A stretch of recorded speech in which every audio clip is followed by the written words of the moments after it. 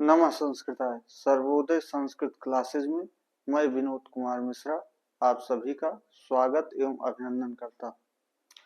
साथियों, आज हम लोग सर्वोदय संस्कृत क्लासेज में संधि के बारे में जानकारी प्राप्त करेंगे।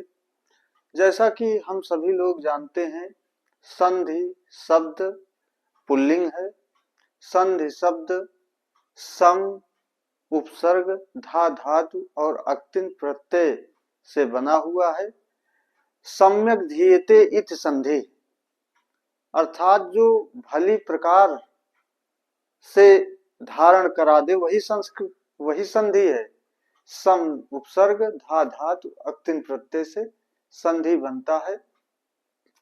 हमने एक सूत्र में पढ़ा है कि आदि अंतेन संहिता, अर्थात संहिता निकटता, जब दो वर्णों की इतनी घनिष्ठ निकटता हो जाए कि दोनों अपना अस्तित्व खोने को तैयार हो जाएं, तो उस जगह संधि होती है। परिभाषा इसकी है कि दो वर्णों, शब्दों या पदों के मिलने पर होने वाले परिवर्तन को संधि कहते हैं।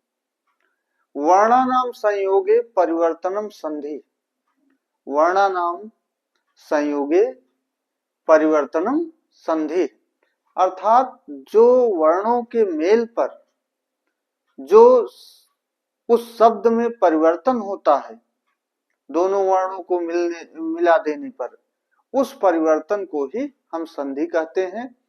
संधि के तीन भेद हैं, एक स्वर संधि, दूसरा व्यंजन संधि, तीसरा विसर्ग संधि।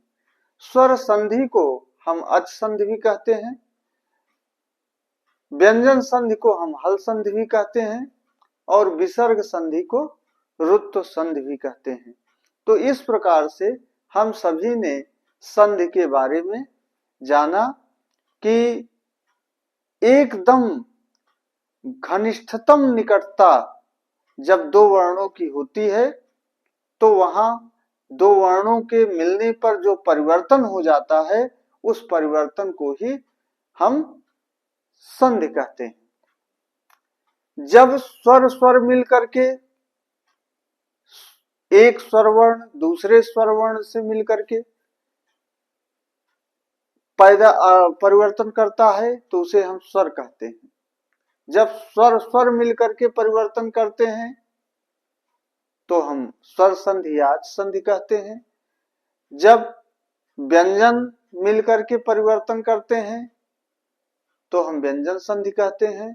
और जब विसर्ग से शब्द में परिवर्तन आता है, तो हम विसर्ग संधि कहते हैं। इस प्रकार से साधारणतः हम सभी लोगों ने संधि के बारे में जानकारी प्राप्त की। अगले एपिसोड में हम स्वर संधि, व्यंजन संधि और विसर्ग संधियों के बारे में क्रमशः जानेंगे। नमः संस्कृताय, फिर मिलेंगे अगले एपिसोड में।